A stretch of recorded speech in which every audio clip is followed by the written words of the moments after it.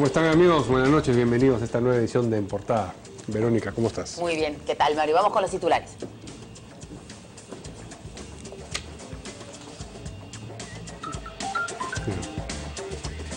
El congresista Johnny Lescano presentó una demanda de inconstitucionalidad ante el Tribunal Constitucional en contra de la ley del empleo juvenil a fin de dejarla sin efecto. Y les pido a los jóvenes que lean la ley, no se dejen llevar por 4 o 5 políticos con postura ideológica, invocó el presidente Humala. En tanto, el ministro de la Producción afirmó que el peor error es no hacer nada. El ministro del Interior, Daniel Urresti, se refirió al expresidente Alan García como el señor del baguazo, luego de que éste criticase las medidas de seguridad que dio para la marcha contra la denominada Ley Pulpín.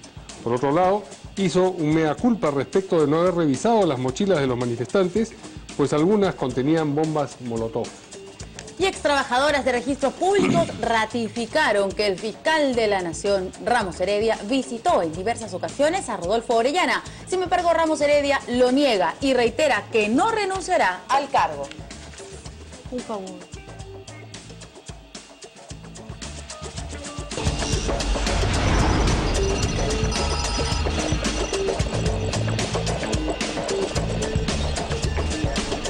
Mañana 24. La noche. Bueno, ¿ya me has comprado mi regalo? No, varios. Pero no pasan por la chimenea, no sé, por eso... Ojo, pero lo puedes poner afuera o me das la llave en todo caso para poder abrirlos en la noche buena. Queremos saber si ustedes han hecho sus compras navideñas para los políticos. Entonces estamos lanzando ahora nuestra pregunta a través del Twitter. ¿Qué le regalaría a su político favorito en esta Navidad? Así que respóndanos a @canal N con guión bajo, ya saben ustedes, para ir viendo. Respuestas las daremos a conocer Ahí al final está. del programa. ¿Qué le regalaría por Navidad a su político favorito? Muy bien. Cosas divertidas, a nada de insultos, por favor. Es Navidad. Muy bien, para el primer tema tenemos un invitado especial que es el presidente de la CONFIEP, el señor Alfonso García Miró. Buenas noches. Hola Mario, hola tal? Verónica, buenas ¿Cómo noches. está? ¿Cómo están? Y lo hemos invitado, entre otras razones, porque ayer la marcha hizo una parada, digamos, una pascana delante del local de la CONFIEP. ¿Ocasionaron algún tipo de daño los jóvenes que fueron a hacer la protesta ahí? No, para nada. Yo lo entiendo como una visita de cortesía para hacer mostrar en un país democrático su punto de vista sobre un tema y que tomen en cuenta el local de la CONFIEP como una estación, me parece que es bastante importante, es una institución importante en el Perú. Pero las consignas que corearon ahí delante no exudaban, digamos, cordialidad, ¿no?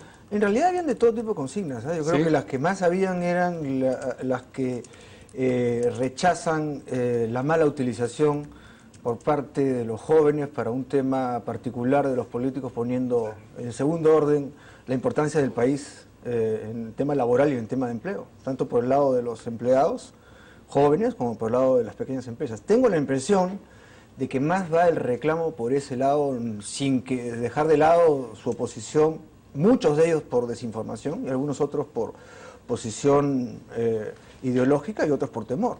Pero al final eso es un país democrático. En muchos países democráticos del primer mundo ocurre lo que está ocurriendo en el Perú, cuando hay sectores de la sociedad que genuinamente piensan que hay decisiones de Estado y de gobierno que no les convienen, pero para eso está hecha la legislación que les permite manifestarse de distintas formas. Esta es una de ellas. No nos parece que hay que alarmarse por un tema de esta naturaleza, en tanto no concite violencia y no sea mal utilizada o por agentes, digamos, violentos que quieren romper el orden, o por aquellos políticos, como digo, con malas intenciones que utilizan estas plataformas para sacar provecho particular. Claro, porque ellos lo que aseguran, no todos, ¿no? Pero digamos hay algunos que dicen que esta ley ha sido hecha para beneficiar a la CONFIEP, a las grandes empresas. Sí, mira, vamos a escuchar de eso muchas veces. Esas son consignas totalmente políticas e ideológicas. No respondemos nosotros consignas políticas ni ideológicas, no es nuestro campo. Lo que tenemos que decir sobre eso es que esta ley ha sido hecha para 2 millones de jóvenes que no tienen empleo o viven, como decimos nosotros, en el infierno de la informalidad, en la verdadera precariedad que es la informalidad, no tienen ningún derecho que exigir ni que respetar y tienen todos los perjuicios del maltrato de la esclavitud. Esa es una parte de los jóvenes de 18 a 24 años y otra buena parte de los jóvenes de 18 a 24 años son aquellos que tienen el peor de los empleos, aquel que no existe, el desempleo. Por lo tanto, esta ley ha sido hecha para ellos. Y por otro lado, también ha sido hecha para los 2 millones o más de microempresarios que todos los días tienen, digamos, el nivel de flotación al límite de la nariz, y dependiendo de cuánto más o menos puedan ahorrar, pueden volverse o informales o formales. Cuando más se les pueda apoyar a ellos, junto a los jóvenes, para salir de ese nivel de ahogamiento a los microempresarios, y puedan contratar a más personas, no a las que ya tienen, sino a más personas con mejores condiciones económicas, a cambio de que les den formación, mucho mayor formalización, incentivo, formalización habrá en el Perú, y mayor competitividad, productividad y todas las ventajas que trae este ciclo virtuoso, traería a ese grupo de, diría yo, 4 millones de peruanos mayores de edad, que es una buena cantidad de peruanos desatendidos por el Estado. Vamos a escuchar lo que ha dicho el congresista Lescano sobre la relación de la CONFIEP, o la presunta relación de la CONFIEP con esta ley. Se quiere dar mano de obra barata, pues. Y van a O reclamar. sea, ellos son los instigadores de esta Los ley. favorecidos. Los favorecidos. Los favorecidos. Pero entonces es justificable que vayan a protestar contra los favorecidos, aun cuando los favorecidos no hayan buscado esa situación. Yo creo que no hay que ser ingenuos, pues, Mario. Ajá. Entonces llegamos nuevamente a la hipótesis. No hay que ser ingenuos, pues. Si sale una ley de esta naturaleza, ¿quiénes son los favorecidos? ¿Quiénes pudieran estar impulsando la ley? Y sabemos que la señora, por ejemplo, Nadine Heredia, pues es muy engreída por la CONFIEP. De tal manera que nosotros vemos que ahí se quiere dar una ley para favorecer algunos intereses y otorgar mano de obra barata a Debemos costa entender de los entonces derechos que la de los CONFIEP, jóvenes peruanos. La CONFIEP asume ¿Qué dijo? ¿Quién es que la primera dama es engreída de la CONFIEP, ha dicho el congresista Lescano. ¿Es así? No, la verdad yo creo que el diálogo en este tema requiere un poco más de altura y de decencia, de seriedad, ¿no? No vamos a responder opiniones ni comentarios de esa naturaleza, menos de un congresista que no conozco. El señor Lescano recién lo escucho, no lo conocía. Creo que tiene mucho más que arreglar al interior de la institución que él representa, en términos de decencia y de ética y moral, para después estar dando lecciones en público, pero no tengo más que comentar sobre eso. Claro, yo no sé por qué siempre existe como una supuesta idea, ¿no? O sea, hay una idea de que siempre el gobierno, cualquiera, ¿no? Porque antes el señor Humala más bien era visto como si fuera el cuco, pero ahora que está como presidente siempre existe esta idea, yo no sé si política, no sé, como usted dice, ideológica, que los presidentes gobiernan para los empresarios. ¿Por qué? No, déjame decirte un tema. No es poca cosa que en el Perú hayan 3 millones de empresarios entre formales e informales. Vamos a comenzar. Que dan empleo a 10 millones de personas y que tienen hijos y esposas, digamos, 15 millones de personas que viven directamente o indirectamente de las empresas. De las micros hasta las grandes efectivamente, empresas. nosotros representamos a todas. Ahora, querer estigmatizar a una institución como CONFIEP, que lo único que queremos es crear institucionalidad, como representante de un sector excluyente o exclusivo, esa es prerrogativa de los políticos. No vamos a entrar en este campo. Nosotros defendemos a todos los empresarios que dan empleo directo e indirecto a esos 15 millones de peruanos, que bien merecido tienen su esfuerzo en haber hecho mucho de lo que explica el éxito económico del Perú de los últimos 20 años. Por lo tanto, querer asignarnos que representamos ideas claras, modernas, a nosotros realmente nos halaga. El querer malutilizarnos creo que habla muy mal de quien nos malutiliza. La opinión pública puede pensar que estamos equivocados o acertados, pero creo que de CONFIEP nadie puede hablar como una institución desgastada, ni desprestigiada, ni con actitudes éticas o morales, digamos, discutibles, por decirlo de la mejor manera. Y bien ganado que tenemos ese prestigio todos los empresarios en el Perú. Hay algunos pocos empresarios, como muchos ciudadanos en muchos países, que cometen errores y cometen delitos, pero eso no es por ser empresarios, sino porque son delincuentes, y a eso tiene que caerle todo el peso de la ley. Por lo tanto, nuevamente, siendo muy sensual agarrar una institución como la nuestra por los políticos para colgarse de ella y querer sacar por ese mérito votos, creo que eso habla muy mal de quien lo dice, no de nosotros. El razonamiento del congresista Lescano es, en la medida en que las empresas que están agrupadas por la CONFIEP son las principales beneficiarias de este régimen juvenil, tenemos que asumir que son estas mismas empresas las que están impulsando la ley. Sin embargo, conversábamos hace unos días acerca de esto y tú me decías que no son las empresas de la CONFIEP necesariamente las principales beneficiarias del régimen laboral juvenil, de manera que hasta por ahí ese razonamiento no se sostendría. No, pero las micros sí, pues, ¿no? Sí, pero déjame explicarte. Yo quiero pensar con buena intención y que quizás es por total desconocimiento, quizás el congresista que te refieres no ha tenido nunca conocimiento de cómo funciona una empresa, siempre ha vivido del dinero del Estado de una u otra manera. Y de esa manera, ¿Estás pensando bien? Sin información, pero sí, porque pensando mal yo creo que sería malintencionado, y no quiero pensar por ese lado. Pensando en el sentido de que viviendo del Estado uno puede opinar como otros, con su propio mérito, hacen empresa. De esa manera, creer equivocadamente que hay malos cucos empresarios que quieren votar a empleados por todos lados. Eso es falso, ya pasaron esas épocas. Quizá la división de clases de los años 80 o 70 formaron a muchos políticos que hoy día tienen tribuna, con dinero del Estado, como digo, pero concretamente las grandes y medianas empresas hoy día compiten en el sector empresarial moderno en el Perú por ver a cuál consigue el mejor talento. Y el mejor talento, la única manera de poder atraerlo y convencerlo, trabajando en otra empresa para venir a trabajar con la mía, es pagándole más.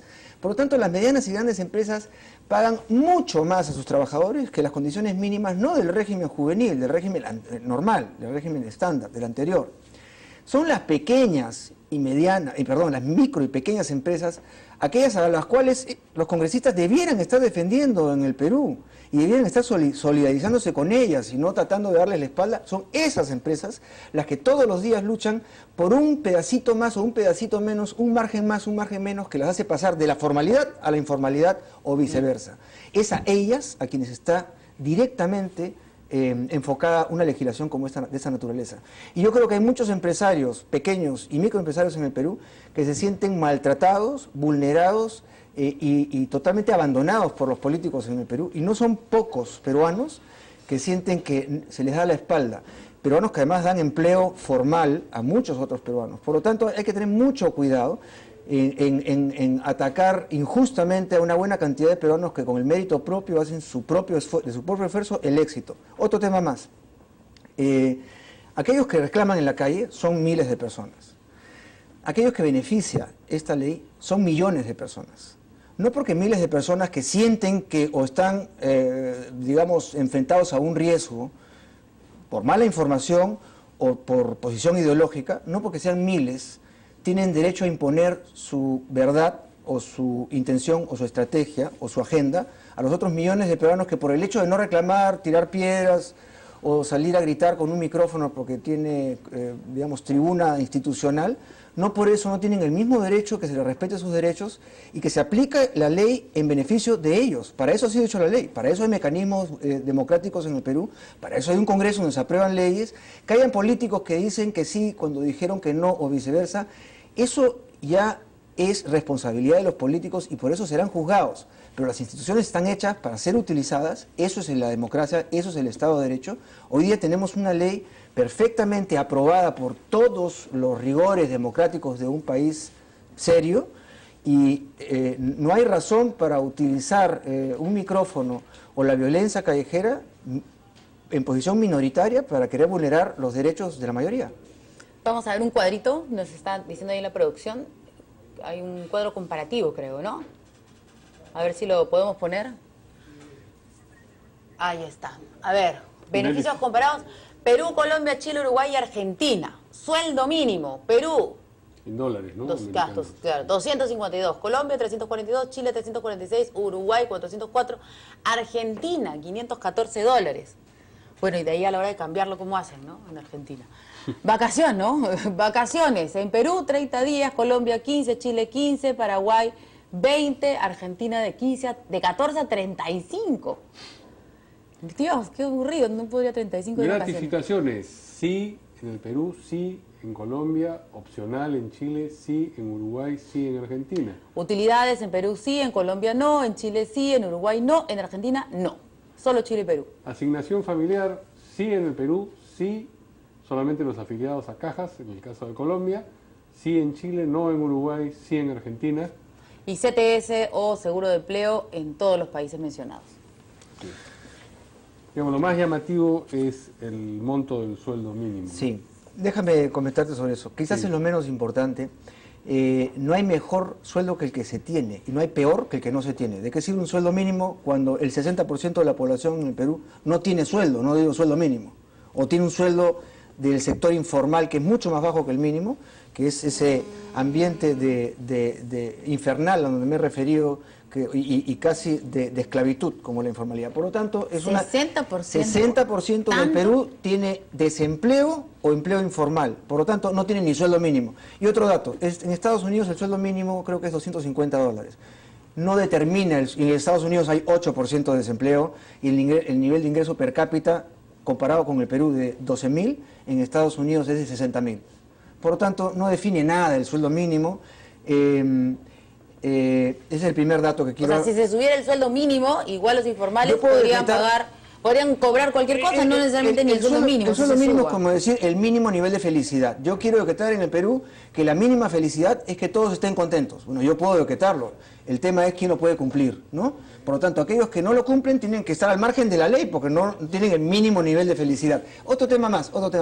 Muchas de las prestaciones que has mencionado ahí, todas las tiene Perú, todas, pero muchos de los otros países no las tienen. Por lo tanto, hay que tener mucho cuidado con los países más cercanos con los que competimos en el mundo para tratar de poner nuestros productos en mejores condiciones que ellos. Tienen mayores ventajas que las nuestras en regímenes laborales flexibles. Y lo tercero que no se ha dicho en ese cuadro es que muchos de esos países con los que limitamos geográficamente tienen régimen juvenil de trabajo, con prestaciones menos exigentes que las del régimen normal. Y justamente en esos países sí ha funcionado el régimen juvenil. Por lo tanto, esa es la otra comparación que valdría la pena que pongan. Estos son los países con los que competimos. No podemos estar en desventaja hoy día compitiendo frente al mundo, producto por producto, servicio por servicio, de esos 2,5 millones de empresarios formales, micro y pequeños que quieren salir a exportar sus productos todos los días. Se refiere a una competencia en cifras, porque los microempresarios no van a competir contra los microempresarios de Chile, Uruguay y Argentina. ¿Por qué no? En Chile, Uruguay y Argentina, Verónica, se asocian en cooperativas. ¿De qué montos estamos hablando de las microempresas? En Chile, Colombia, en los demás países, no sé en cuáles exactamente, pero muchos de los países del cuadro tienen cooperativas en donde se asocian y tienen regímenes salariales y de prestaciones más bajos que los nuestros, y esas cooperativas de varios micro y pequeños empresarios exportan en su conjunto a otros países en el mundo. ¿Por qué en el Perú no lo podemos hacer? Porque si en el Perú se organizaran esas cooperativas, sus productos y servicios, muy marginalmente producidos, con muy poca ganancia, tendrían precios más altos o calidad más baja que lo de los países con los que competimos. ¿Y no cree usted que lo que hasta ahora nadie ha respondido es cómo se va a fiscalizar? Que como usted dice, hay malos empresarios, malas personas que son empresarias, por supuesto, en todas partes abusivos, acá hasta la China en la esquina, ¿no es cierto? Entonces, la fiscalización, para que no se aprovechen las malas personas de otros chicos que van a empezar a trabajar, no existe, porque nadie ha dicho que haya, bueno, vamos a sacar, no sé, 2.000 fiscalizadores a nivel nacional, porque al interior del país las cosas pueden ser más crudas, ¿no es cierto? No, déjame explicarte eso, Verónica. Lo primero es que no porque un Estado no tenga capacidad de hacer que se ejecute la ley, va a dejar de modernizarse y evolucionar en la ley. Si no, tendríamos que regresionar al origen de la civilización. La legislación, la modernidad de la legislación... Pero no va en paralelo con eso. No, de acuerdo. Entonces la gente dice, ¿y ahora ese es otro problema que hay que solucionar. Y déjame comentarte que la SUNAFIL es una organización recientemente creada que ha tenido muchísima sensibilidad en contra de los empresarios y a favor de los trabajadores. Tanto es así que en el momento de su creación fueron los micro y pequeños empresarios los que salieron a protestar a la calle por actitudes, digamos, de prepotencia por parte de la SUNAFIL. Por lo tanto, yo no diría que no hay fiscalización. No hay suficiente, quizás, hay más que antes, pero habría que fortalecer los órganos del Estado para hacer que se cumpla la ley. Y como tú dijiste al principio, en los países, en las civilizaciones, hay buenas y malas personas. Las buenas son de distinta actividad y las malas también. Dentro de las malas hay empresarios, no todos los malos hay son profesores, hay doctores, hay periodistas, pero no porque sean empresarios. Sí, no, es que quiero decir que hay malos en todas las actividades. La maldad no es inherente a la categoría empresarial, es inherente a la persona de una sociedad. Muy bien. Muchas gracias. Pausa. Gracias. Alfonso A ustedes, Arcemero, gracias y presidente feliz del Confier. Navidad, que la pasen muy Igualmente. bien. Nos Y van a ir veremos otra vez de en repente los noviembre. chicos del 27. Pero usted ha dicho es democracia. Que Por vayan. supuesto, es no hay democracia, en problema. tanto se ejecute dentro del orden establecido y se cumpla la ley. Perfecto. Encantados. Muy bien. Muy bien. Gracias. Gracias, Nos hasta luego. vemos en un ratito porque venimos con 2 invitados más.